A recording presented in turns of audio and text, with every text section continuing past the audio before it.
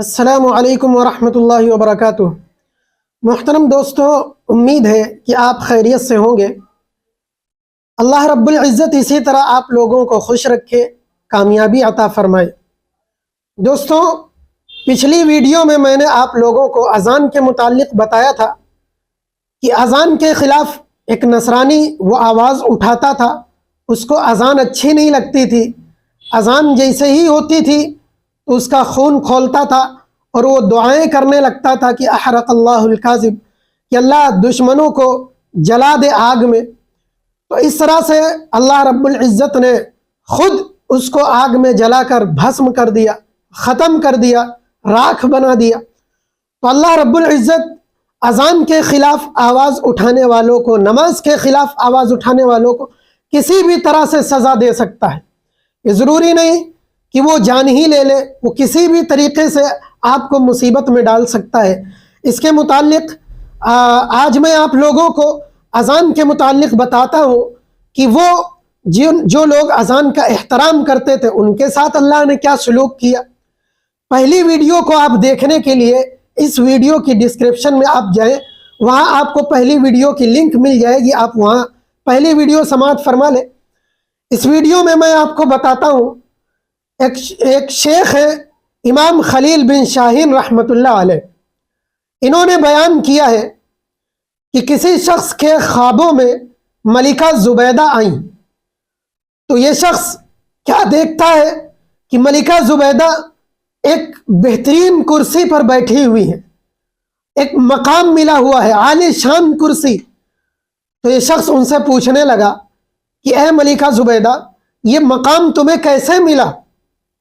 تو ملکہ زبیدہ کہنے لگی کہ ایک مرتبہ میں اپنی سہیلیوں کے ساتھ، پڑوس کی عورتوں کے ساتھ باغیچے میں بیٹھی ہوئی تھی، گپ شپ کر رہی تھی، ادھر سے مؤذن کی آواز آئی، اللہ اکبر۔ تو جیسے ہی میں نے اللہ اکبر کی آواز سنی، میں نے اس اللہ اکبر کے احترام میں، اللہ کے نام کے احترام میں، ان کی تعظیم میں نے ان عورتوں کو چپ کرا دیا، سب کو خاموش کر دیا کہ رک جاؤ، اذان ہو رہی ہے۔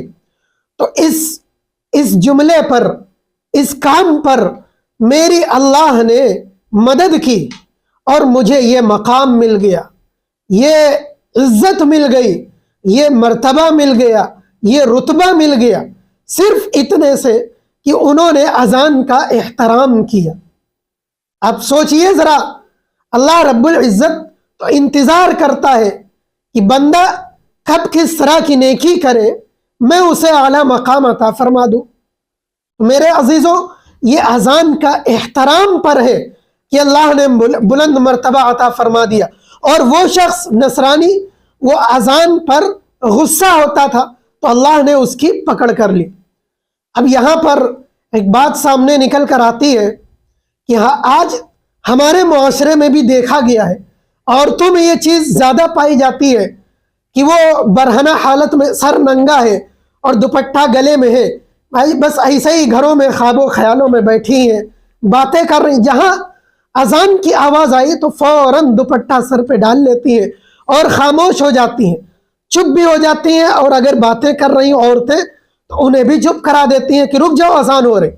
حالانکہ یہ مردوں میں بھی ہے کہ باتیں کر رہی، میٹنگ چل رہی، جلوس نکل رہے، جلسے چل رہے، اور اذان کی آواز آئی کہ فوراً چپ ہو جاتے ہیں کچھ دیر کے لیے۔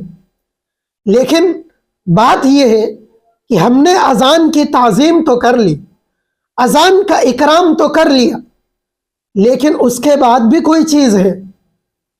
ہم اذان کا احترام کر لے اور یہ سمجھ لے کہ ہمیں بھی اعلیٰ مقام مل جائے، وہاں ملکہ زبیدہ کو مل گیا تو ہمیں بھی مل جائے گا۔ بالکل نہیں، ہمیں نہیں مل سکتا، کسی بھی صورت میں، کسی بھی حال میں ہمیں وہ مقام نہیں مل سکتا۔ کیوں؟ اس لیے کہ وہ اذان کے احترام کے ساتھ ساتھ نماز کا بھی احترام کرتی تھی، نماز بھی پڑھتی تھی، 5 وقت کی نماز کی پابندی تھی ان کے پاس، وہ نماز کے احترام کے ساتھ ساتھ اذان کا احترام کرتی تھی تو یہ مقام ملا۔ اور آج ہم اذان کا تو احترام کر لیتے ہیں، بھائی چپ ہو جاؤ اذان اور جہاں اذان ختم ہوئی آؤ بھائی آ جاؤ، مجلس اکٹھا، گپے چالو، میٹنگ چالو، ریلیاں چالو، مجلس چالو۔ پھر یہ کیا ہے؟ یہ منافقت ہے کہ اذان کا تو اکرام کر لیا اور اس سے بڑی چیز جو نماز ہے، جو فرض ہے، اسے چھوڑ دیا۔ تو اب سوچتے ہیں کہ ہمیں مقام مل جائے گا، یہ ہو ہی نہیں سکتا۔ اس لیے یہ ضروری ہے کہ اذان کا احترام تو کرے ہی کرے، ساتھ میں نماز کا بھی احترام کرے، نماز کی بھی پابندی کرے۔ امید ہے کہ آپ کو پہلی ویڈیو دیکھیں گے تو سمجھ میں آ جائے گی بات، اس میں تفصیل کے ساتھ ہے، اور اس میں اذان کے احترام کے متعلق آپ کو یہ روایت ذکر کر دی ہے۔ امید ہے کہ آپ اذان کا بھی احترام کریں گے اور نماز کا بھی احترام کریں گے، نماز کو بھی پابندی سے پڑھیں گے۔ اللہ رب العزت ہم سب کو نمازوں کا شوق عطا فرمائے اور اذان کا اکرام، نماز کا اکرام، اذان کی تعظیم، نماز کی تعظیم کرنے کی توفیق عطا فرمائے۔ وآخر دعوانا ان الحمد للہ رب العالمین۔